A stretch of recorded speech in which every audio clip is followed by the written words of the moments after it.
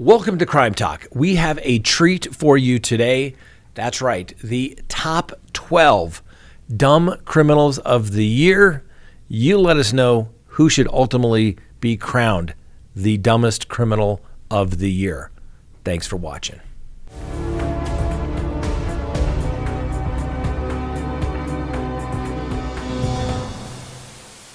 So police dispatchers received several calls reporting possible poisoning of individuals who were at the Tabor Community Center earlier for a card game in Tabor, South Dakota. Apparently, the group of senior citizens unknowingly consumed pot brownies that were brought to the community center by a 73-year-old woman who was unaware that her son had prepared the baked goods with THC butter. Now, Michael Coranda said he baked the brownies over the weekend from the marijuana products he got from his recent trip to Colorado. Of course he did. And his mother brought them to the community center card game unaware that the treats contained THC. Now, Mr. Coranda was arrested for possession of a controlled drug and was free on a $3,000 bond. So Mr. Coranda clearly giving drugs to little old people that are causing them look like they're being poisoned, for God's sakes. Should we charge the mother too? She didn't know, but maybe she should have known. How do you not know your son's baking with THC butter, right? Police in California responded to reports of a possible drunk driver. Being pulled over was a man who was found to have an active felony warrant against him. How many times have we heard that? Tyler Watson, 29, of Redding, California, passed a sobriety test Tuesday, but while being arrested by the Anderson police on a warrant for a probation violation, notified the officers he had a live alligator on his floorboard of his vehicle. Animal control officers and game warden from California Department of Fish and Wildlife responded to the scene to assist, and they took possession of the alligator. But Watson will face additional criminal charges for unlawful possession of an alligator. Who knew? He said it belonged to a friend who had just been arrested, and therefore that's why he was caring for the reptile. The old dad ain't my reptile. But he knew the reptile was there, so that would make him potentially guilty of possession of an alligator. And just think, we had to have laws put on the books not to possess an alligator, because it's not just enough common sense. People do stupid things. This is what you refer to as felony stupid, okay? Now, some things are just dumb and they shouldn't be felonies, but some people deserve to have a felony because they're just dumb. And this is it. A Florida man called the police and asked them to come test his meth. That's right, his methamphetamine, after fearing he may have been sold bath salts instead. This all occurred on Friday evening around 7 p.m. when the police received a call from a gentleman by the name of Thomas Eugene Kaluki, saying he had recently purchased methamphetamine from a man he met at a bar. Kaluki told police that he was an experienced drug user and that he had his suspicions about the drugs he had just bought. So he invited the cops to come over and test the drugs. Unfortunately for our dumb criminal of the day, he provided the officers 2 small baggies of crystal-like substance that the police tested, and they were able to determine that it was in fact methamphetamine. The police then arrested Mr. Kaluki for him possessing the drugs along with 2 counts of drug paraphernalia. He was taken to custody and had to post a $7,000 bond. Now our dumb criminal was reportedly hoping that if the drugs were fake, that the police would then get the person in trouble for selling dangerous drugs, despite not even knowing the address or the name of the man who sold him the drugs. That's just dumb. He deserves to go to jail. Seriously. You can't make that stuff up. And that's not the first time people have done that. Why would drug users want to call the police and say, come test my drugs? I think I got sold some bunk. Go get the bad guy? Dumb. I just can't even. Seriously, how dumb could you possibly be? Well, something on a little bit lighter note.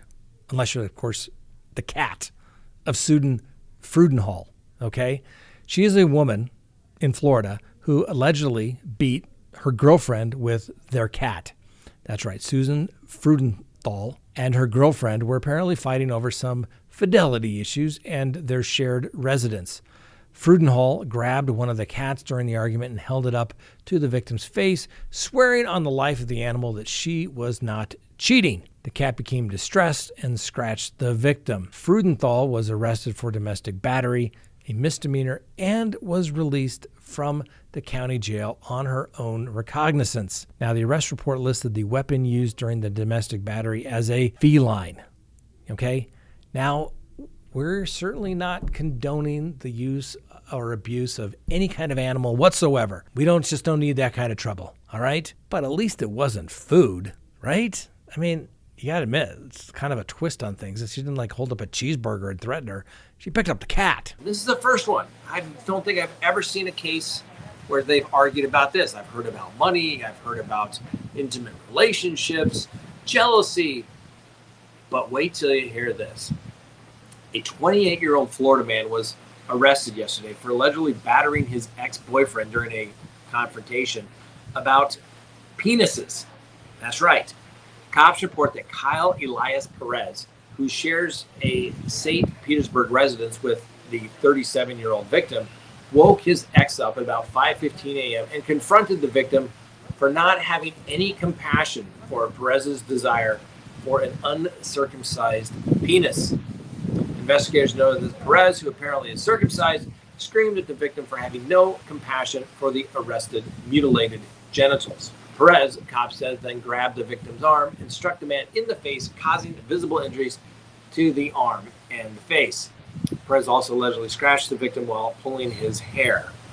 When officers arrived on scene, Perez fled the residence on foot and hid behind a vehicle in a rear alley, obviously hoping that they would never see him. Perez reportedly stated that the victim's account of the incident was correct and that he and his ex-boyfriend victim were arguing over uncircumcised penises. Finally today, our dumb criminal. A driver in Florida was driving distracted and crashed their SUV head-on into traffic. The driver was reportedly receiving intimate services from the passenger when he crashed the car. The driver crashed into a FedEx vehicle in Fort Lauderdale that resulted in injuries to his private area. Neither occupant of the FedEx vehicle was injured. The only package harmed was the one being attentively gift-wrapped by the passenger of the SUV. Some aerial footage of the aftermath showed both SUV occupants being treated at the scenes, pants around their ankles. You can't make this stuff up, ladies and gentlemen. You can't make this stuff up, but his last little quote is absolutely hilarious. So a Florida man has claimed self-defense after slaying his neighbor's pet rooster.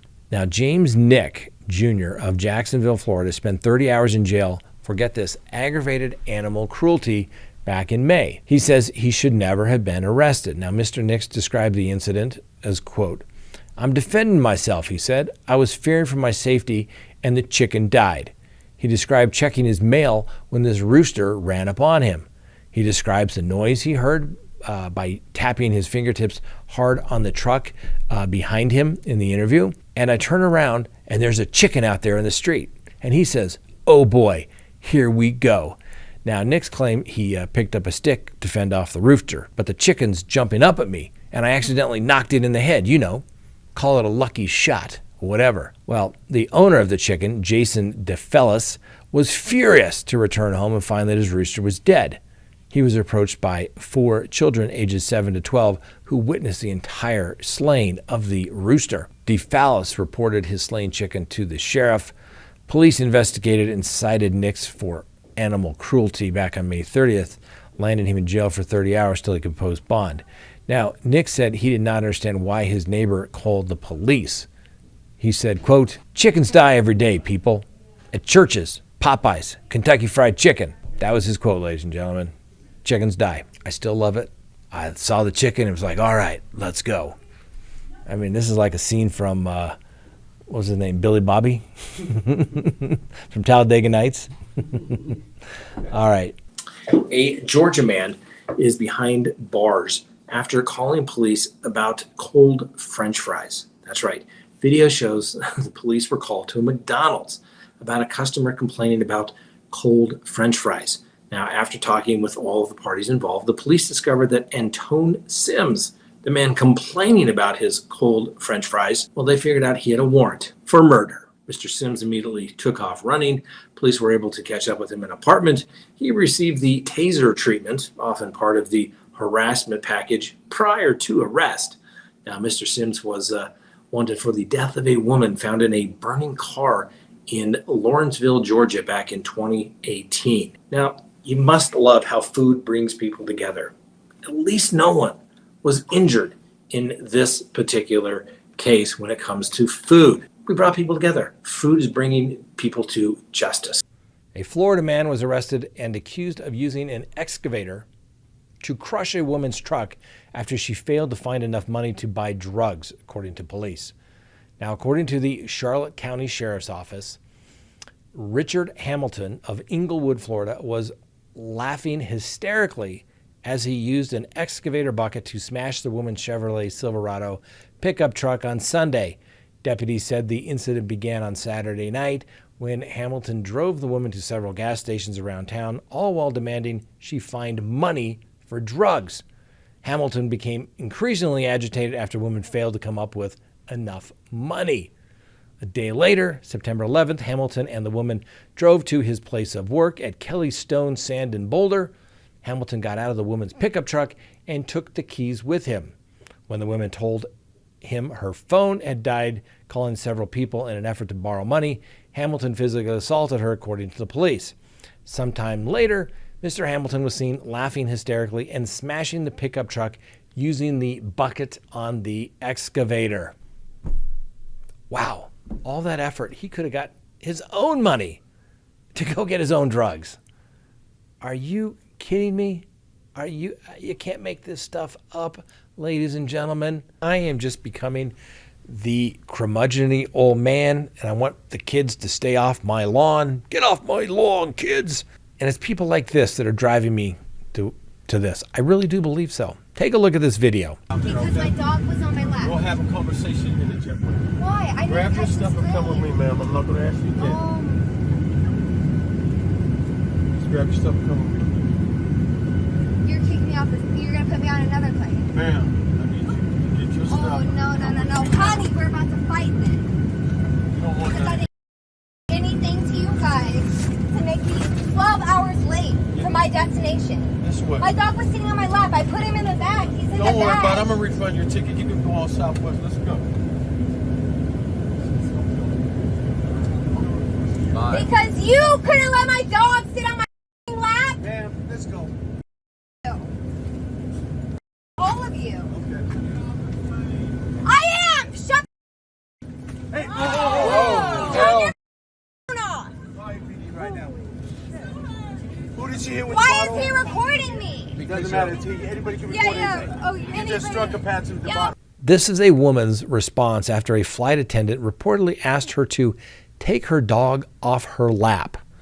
Yeah, this video was recorded on August 12th by a fellow passenger, and it shows this woman angrily shouting and swearing at flight attendants as they try to remove her from the Atlanta to New York flight. The woman can be seen aggressively responding to the news that she has the leads, asking if it is because the dog was on her lap, and appearing not to understand why it was an issue in any way.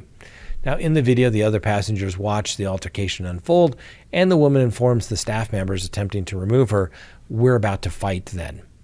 When she refuses to disembark, she begins to get visibly riled up and aggressive in the clip, despite the fact that the staff member told her she would receive a full refund for the flight. She said, quote, "I didn't effing do anything to you guys," she says, claiming that she's already 12 hours late to her destination. "Because you couldn't let my dog sit on my effing lap?" she screamed at the flight attendants, and they said, "Ma'am, let's go." The woman then launches into a furious tirade, angrily shouting at people filming her because she's acting like a complete imbecile, telling everybody, F you, all of you," as she hollers to the passengers getting off the plane.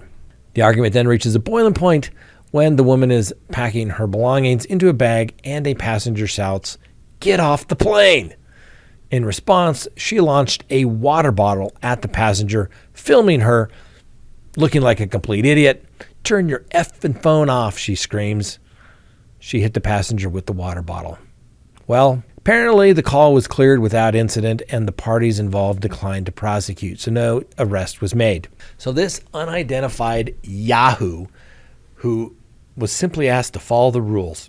And if you can't follow the rules on the plane that somebody else is transporting you on, guess what?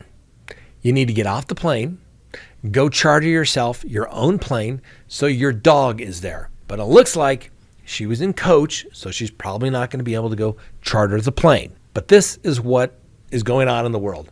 Nothing is anybody else's fault. Nothing is ever, no rules ever have to be followed in any way. And finally, hopefully, this lady will take a look at this video and see what an idiot she looked like. And although she wasn't charged, she threw the bottle and assault was committed. She's our dumb criminal of the day. Get off my plane! The money was calling me. That's right. After being arrested for stealing a wallet that a patron mistakenly left at a Waffle House on the counter, Juanita, Kwanita Morton, reportedly confessed to the theft and gave police an explanation for her actions. The money was calling me. That's what Miss Morton stated. Now, the victim paid their Waffle House tab early Monday morning, but forgot their wallet on the counter. The wallet contained approximately $2,286 in cash. Miss Morton was seen on the video looking around, putting her hat on top of the wallet on the counter. She then slid the hat and the wallet into her hands with some discretion. Morton then quickly left the establishment while her husband and child were left inside to pay at the restaurant. Now, Miss Morton, who works at a nursing home, I hope she doesn't live there anymore. She's convicted of this. Lives about 8 miles from the Waffle House. And Miss Morton was arrested on felony grand theft charges and booked in the county jail. She's been released on a $2,000 bond. Now, surprisingly, Miss Morton's rap sheet includes 4 separate misdemeanor theft convictions. And yet she's working in a nursing home, taking care of people that maybe sometimes have dementia. Not sure if they left something out and maybe it disappeared. Yeah. And then finally, our dumb criminal of the day, keeping with our Christmas theme, please meet Richard Atchison.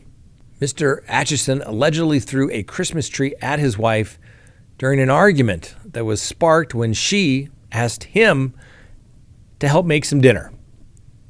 How dare she? Anyway, Mr. Atchison lost his temper in the couple's home after his wife asked for help and put a spoon in the sink, accidentally splashing him with water.